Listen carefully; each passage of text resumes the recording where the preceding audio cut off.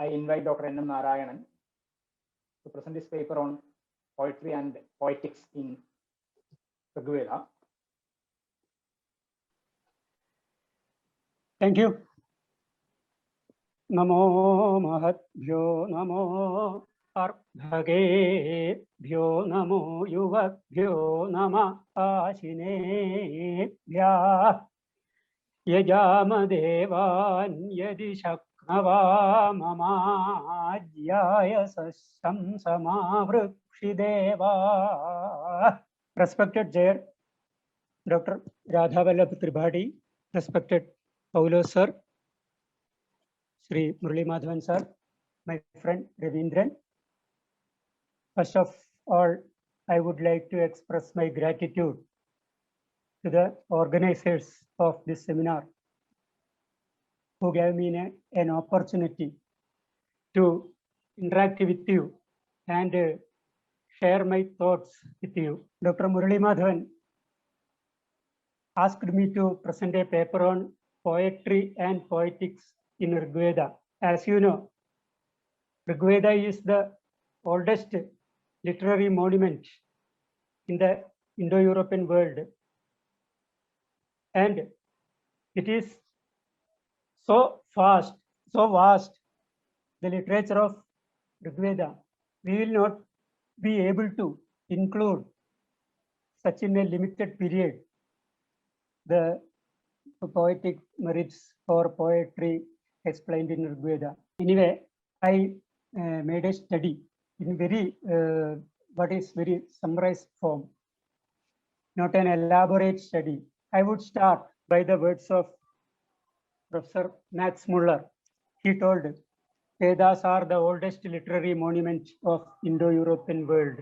Vedas are not only a religious text, but they also have good poetical elements which are very attractive to the readers. Vedas are the creation of sages who have the extraordinary poetical intellect. Actually, the hymns are not created by sages. They are realized by them with their supernatural power of penance. Sakshat krita dharmana rishayo babhuvu. Rishayo mantra drashtaraha natu srashtaraha. As a literary creation, Rigveda has placed in the first position among the Vedic literature. The sages who have get the spiritual realization experienced the Vedic hymns in their internal spirit through the light of their power of penance. In this paper, a study to be done on the poetry and poetics reflected in Vedic literature, especially in the Rigveda. There is a story in the Rigveda which is emphasize the importance of poetry among the Vedic rishis. The story is that the one Shyavashva, son of Atri, he wants to marry the daughter of King Rathavidi, but the wife of King Rathavidi put a condition that the person who is not a poet will not be able to marry my daughter. This story is explained in the 5th mandala of Rigveda, Sukta 69. Then Shyavashva started the tapas penance to the Marut and he became a poet. That is the story. Okay. Now we explain the word kavi and kavya used in the Rigveda. The word kavi is appeared in the Rigveda in many hymns. In the first hymn of Rigveda, Agni Sukta, Agni has qualified as kavikratu. Agnirihota kavikratu satyaschitrasravastama. That is the mantra. Sayana, the commentator of Rigveda, illustrates this word as Kranta Prajna, who has a special ability of far-sightedness. Here Sayana says, Kavishabdotra Kranta Vachano Natu Medhavi Nama. In another mantra of Rigveda, the seer requests Agni to protect him from all sides. Here, Agni should protect by the poetic creation. Paschad Purastada Dharadudaktal Kavih Kavyena Paripahi Rajan. Note that point. Kavih Kavyena Paripahi Rajan.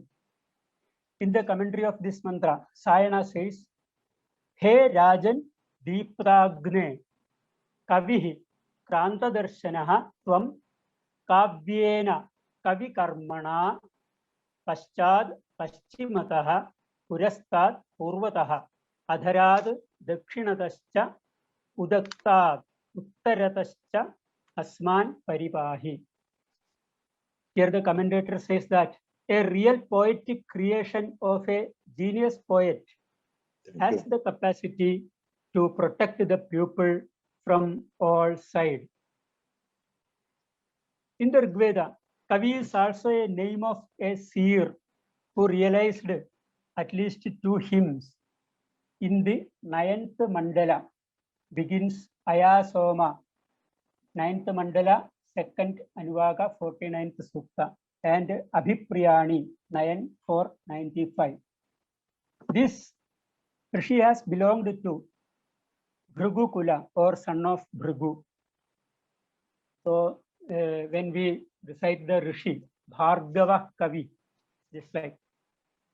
In another mantra of Rigveda explains that the poet achieves the divine personality by the poetic intelligence.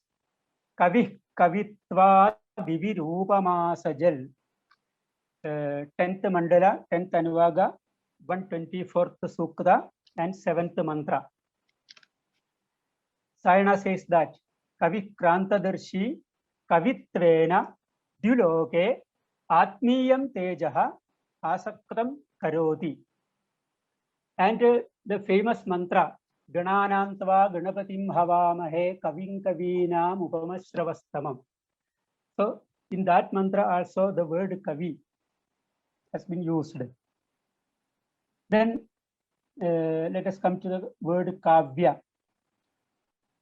The word in Rigveda used to indicate the hymn of praise as well as the poetic creation.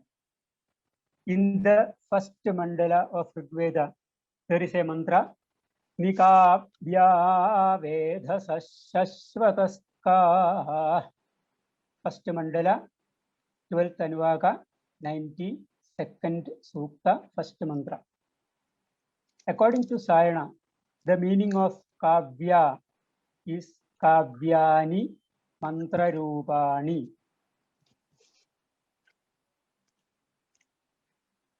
Here, the seer Parashara, the Rishi Parashara, is the celestial fire with the poems embellished by poetic beauties. The word Kavyebhi used in the 7th mandala of Rigveda is indicate the stotras sung by devotees of Varuna. 7th mandala, 4th Anuvaga, 67th Sukta, 17th mantra. In the 9th mandala, Soma portrayed as the creator of poets. Vacho Jantu Kavinam.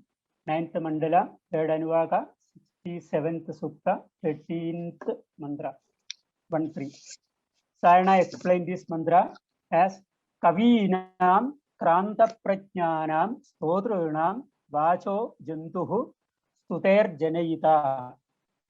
O Soma, you have the power to create a poet with high-level poetic intellect, and that poet will create the prices of poetic quality. Okay, when we are analyzing the poetic elements in Vedas, two mantras are very famous among the scholars. They are Utatva Pashyannadarishavacham, Utatva Srinvanna Srinotyenam, Utotva Smai Tanvam Visasreja Eva Patyaushati Suvasa, and Akshanvanta Karnavanta, etc. As they are very famous among the scholars, this paper will not discuss these mantras detailedly, not making a detailed description on this mantra. Another mantra of Rigveda explains that the celestial word, which will disclose the unknown meaning of it, is staying in the altar of the ritual sacrifices. Yadvagvadantya vichetanani. 8th mandala, 89th sukta, 10th mantra. In this mantra, the word avichetanani means avijñātarthāni must be the basic form of Dhvani theory in the later period. In the theory of Dhvani, Vyangyartha is more important than direct meaning or Vachyartha. Here the avijñātartha must be different from the direct meaning, and that must be the basic theory of. There are many hymns in Rigveda having poetic beauty. There is a beautiful illustration of the monsoon in Rigveda, which is not only the description of monsoon, but the various type of reactions of frogs are also explained. This sukta is known as Bheka Sukta, here in the raining time. The frogs who are waiting for monsoon since a year, like the priests who are doing penance, are very cheerful in the rainy season. In this illustration, one frog is approaching another one, like a son approached to his father. In another description, the sound of one frog being repeated by other frogs is equal to the teacher's words are repeated by the students, pupils. So like this, while going through this hymn, this is the 7th mandala, sukta number 103. Start Samvatsaram Shashayana Brahmana Vratacharinaha Vajam Parjanya Jinvitam Pramanduka Avadishu. While going through this hymn, the readers will be able to experience the beauty of the illustration of the monsoon. According to the great Sanskrit scholar of Kerala, late Professor K.P. Narayana Pisharadi, we will never be able to see such type of an illustration of monsoon in any other text except in the Rigveda. So now let us come to the poetics. There are many hymns in Rigveda which have flourished with beauties. It is not easy to explain all hymns with poetical merits in this limited period. Now, this paper is discussing the various theories of poetics reflected in Rigveda. So, first off, I would like to take the theory of rasa. The word rasa in Rigveda is not used in the meaning of aesthetic as an aesthetic sentiment. It is mostly used in the sense of the celestial drink, soma rasa. The word rasa is appearing in the Rigveda in many places. For example, rasena samagasmahi dadhana kalashe rasam jambhe rasasya vavrudhe, etc. In these mantras, the word rasa is indicating the divine or ritual drink, soma rasa. Not, they are not in the sense of aesthetic sentiment. The word Ananda is used in the 9th mandala of Rigveda. Somenanandam Janayan Yatranandascha Modascha. In this first mantra, Somenanandam Janayan, Ananda means the divine bliss after consuming the Somarasa. So, divine bliss which we can feel after consuming the Somarasa. In the second mantra also, Ananda has indicated the spiritual bliss or divine bliss after experiencing, after drinking the Somarasa by celestial being. So, after consuming Somarasa, they feel the Alaukika Ananda, supernatural bliss.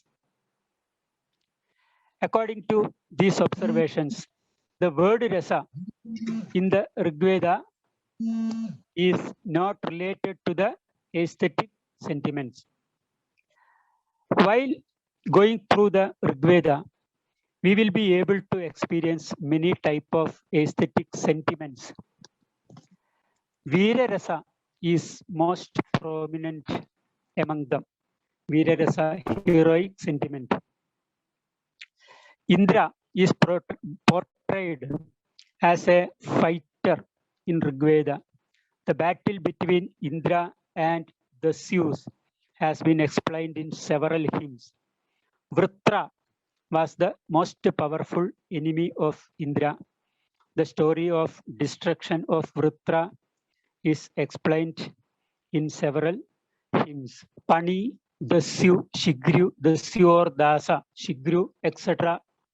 are also the enemies of Indra. There are many detailed descriptions of Indra with other enemies, which are nurtured by Veera Rasa. The illustration of other sentiments are also done by Vedic seers. The discussion of all these sentiments will be a long time process. Therefore, this paper is not going for a detailed description. There is a hymn of the conversation between Urvashi and Purava, in which we will be able to experience erotic sentiment or Sringara. So let's come to the Alankara, theory of Alankara. The readers of Rigveda will never be able to find out the word Alankara or Alankrita in it. Instead of Alankrita, the word Arankritaha is used in one place only in the Rigveda, which is in first mandala, second sukta, and first mantra, Vaya Vaya Hidarishata, Ime Soma Arankritaha. The meaning of the word Arankrita, according to Sayana, Abhishavadi Samskaro Alankaraha, means the divine drink Somarasa has been prepared with the appropriate ingredients. There is a mantra in the first mandala, Sukta 170, mantra 4, being Arankranvantu Vedim. Here is the meaning of Arankranvantu is that, according to Sayana, Sammarjana Pariukshanadina Paricharantu means you have to clean the altar and keep it pure and decorated. In Rigveda, the word Arankrita means to increase the beauty or quality of a particular thing. This meaning might have been developed as the Alankara in the classical Sanskrit literature, which will be increase the beauty of poetry. Rigveda is a treasure of poetic embellishments or Alankaras, as in the classical Sanskrit literature. In the Rigveda also, Upama is the prominent Alankara. The journey of Upama in Rigveda will begin from the first Sukta, that is Agni Sukta. Sanah Pideva Sunavegne Supayano Bhava. For the ritual fire, you should be easily approachable for me as a son can approach his father easily. In the Rigveda, the word Na is used for indicating the simile or upama in some places instead of the meaning of negation. Mrgona Bhima in the mantra Mrgona Bhima Pucharo Girishtaha, first mandala, 154th sutta, second mantra. The syllable na indicates the meaning of simile, Mrga Iva Bhimaha. And we will get a lot of Upama Alankara in Rigveda. Then Rupakatishayokti, the famous mantra Dvasoparna Sayuja Sakhaya Samanam Vriksham Parishaswajate. And a Virodha Alankara.